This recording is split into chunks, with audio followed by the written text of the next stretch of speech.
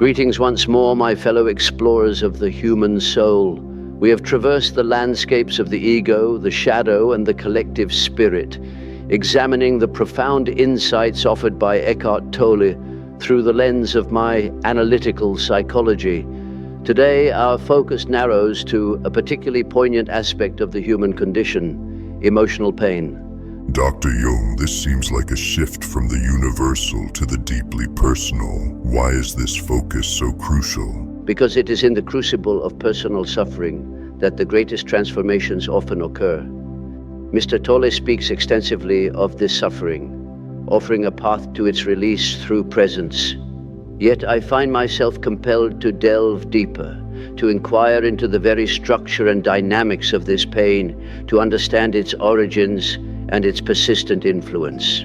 For it is here, in the realm of emotional suffering, that my concept of the complexes offers a unique and, I believe, indispensable perspective. Let us then dissect this suffering, not merely to transcend it, but to understand and integrate it into the tapestry of our conscious lives. Mr. Tolle, in his characteristic manner, views emotional pain primarily as a manifestation of the aforementioned pain body. The pain body. Could you elaborate on what he means by this energetic entity? For him, this pain is not an isolated incident, but a cumulative energetic field, rooted in past experiences and perpetuated by our identification with the ego. He describes it as a residue of unaddressed emotional trauma, a psychic entity that, once activated, seeks to feed on similar negative emotions, thereby perpetuating a cycle of suffering.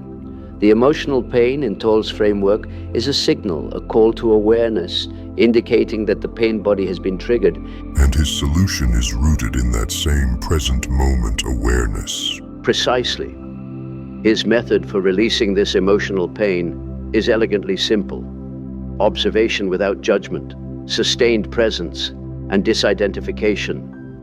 Tolle instructs us to become the watcher of our pain, to feel it fully without labeling, resisting, or becoming absorbed by it.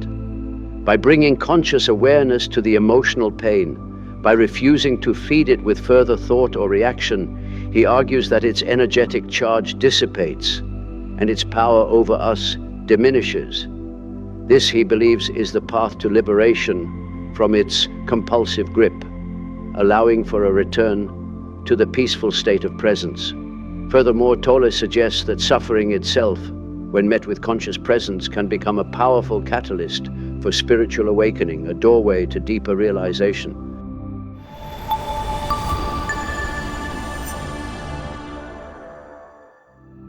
Now let us turn to my own understanding of emotional pain, which I primarily articulated through the concept of the complexes. This is a foundational concept of yours. How would you define a complex for someone unfamiliar with the term? For me, a complex is an emotionally charged group of ideas or images that are repressed and operate autonomously in the unconscious. Think of it as a cluster of emotionally toned associations, memories, thoughts, perceptions, and feelings organized around a central archetypal core. These complexes are not merely intellectual constructs. They possess a powerful, almost magnetic force that can attract and organize further experiences, creating a kind of psychic vortex. So when a person says something triggered them, or they were acting out of character, they might be describing a complex at work. Exactly. Complexes originate from various sources. They can arise from traumatic experiences in early life, where intense emotions and associated memories are pushed out of conscious awareness. They can also form around archetypal patterns from the collective unconscious, such as the mother complex or the father complex, which are universal patterns of relating to parental figures. Once formed, a complex can exert a profound and often disruptive influence. When a complex is constellated, that is activated by an external event or internal thought, it can temporarily seize control of the ego, leading to irrational reactions, emotional outbursts, or obsessive thoughts. The individual might feel possessed or not themselves, as if an alien force has taken over. This is the autonomous nature of the complex at work. Your approach to this isn't to simply calm the storm, but to understand the weather patterns that create it. A fine analogy, my approach to dealing with complexes is not primarily one of transcendence, but of active confrontation, analysis, and assimilation. Through methods such as dream analysis, active imagination, and careful introspection. The aim is to bring the unconscious contents of the complex into conscious awareness. By understanding its origins, its dynamics, and its influence, the individual can begin to differentiate themselves from its compulsive grip. This process of assimilation involves integrating the once repressed energies and insights of the complex into the conscious personality, thereby transforming it from a source of suffering into a wellspring of personal growth and expanded consciousness. It is a process of making the unconscious conscious, of reclaiming lost parts of the self. Let us now draw a more precise comparison between Tolle's concept of emotional pain as a manifestation of the pain body and my own theory of complexes. They both seem to address the same phenomenon, that we carry past pain that affects our present. Indeed, both concepts, at their core, endeavor to explain the persistent and often debilitating impact of past emotional wounds on our present experience. Both acknowledge that there are forces within us operating beyond the immediate grasp of our conscious will that contribute significantly to our suffering and shape our reactions to the world. They share a common ground in identifying the problem. Yes, however, the distinctions, while subtle, are profoundly significant. Tolle's emotional pain, rooted in the pain body, is primarily described as an energetic field, a cumulative residue of past suffering. Its resolution, as he prescribes, lies in transcendence, in observing it with conscious presence, thereby disidentifying from its energetic pull and allowing its charge to dissipate. This approach is powerful in its simplicity and directness, offering a means to detach from the immediate experience of suffering and find a measure of inner peace.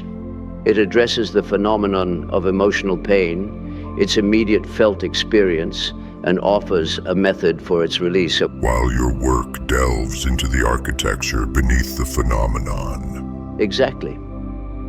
My concept of the complex, however, delves deeper into the structure and dynamics of this suffering. A complex is not merely an energetic field, it is a constellation of emotionally charged ideas, images, and memories, often centered around an archetypal core. It possesses a distinct psychological structure, a kind of miniature personality operating autonomously within the unconscious. While emotional pain is certainly a symptom of a constellated complex, the complex itself is a more fundamental structural element of the psyche. Its origin is not solely in past trauma, but often in the interaction between personal experience and universal archetypal patterns.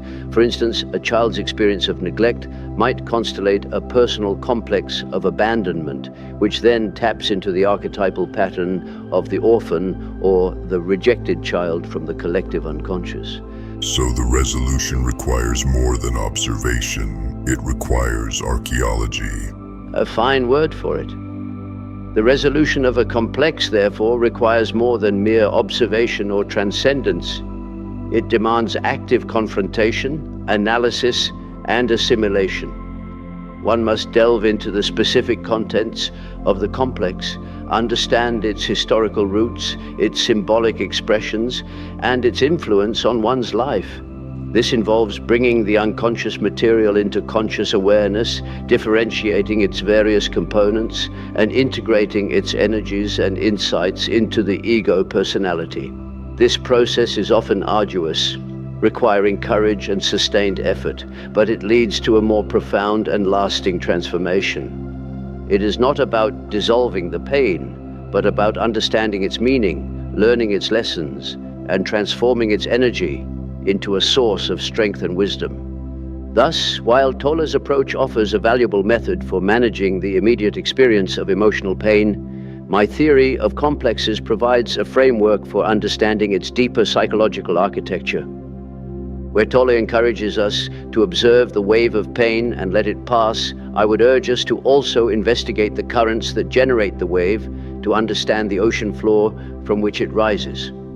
The emotional pain Tolle describes could be seen as the conscious manifestation of a constellated complex, its energetic discharge into awareness.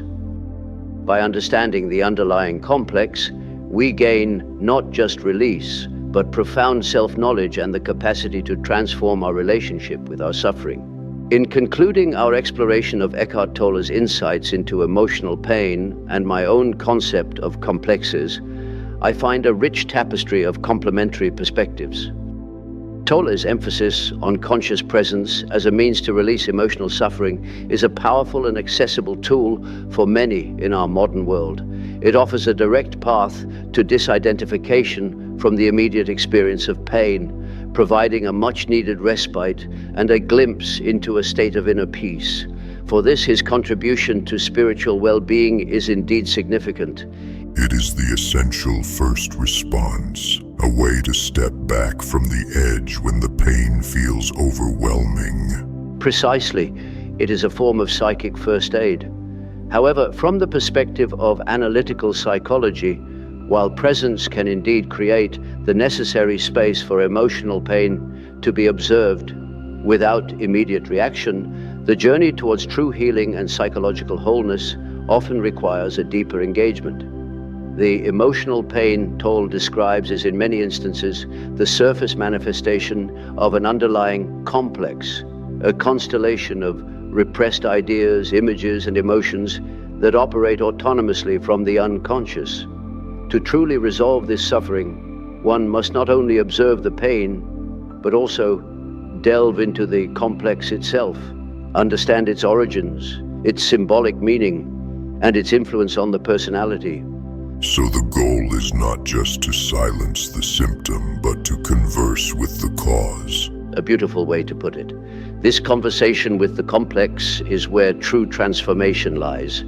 Therefore, I propose that the most comprehensive and transformative approach involves integrating both perspectives.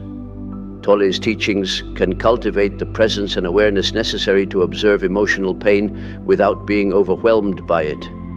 This conscious observation can then serve as the initial step, creating an opening for the deeper work of confronting and assimilating the underlying complexes. Presence stabilizes the patient so the analysis can begin. Exactly. It provides the calm waters necessary to see clearly into the depths. By bringing the contents of these complexes into conscious awareness, by understanding their archetypal roots and personal history, we can transform them from sources of suffering into wellsprings of wisdom and personal growth. We begin to see that the complex is not merely a flaw or a burden, but a fragment of the soul calling out for recognition and integration. It holds energy, history, and a story that wants to be told and understood. It is through this integration of present moment awareness with profound psychological depth that we can move beyond merely coping with emotional pain to truly healing and transforming its roots, thereby achieving a more complete and authentic sense of self. The path is not one of avoidance, but of deep, compassionate inquiry. May your journey through suffering lead you not away from yourself, but directly into the heart of your own being, toward profound self-discovery and lasting integration. Farewell for now. Become who you truly are.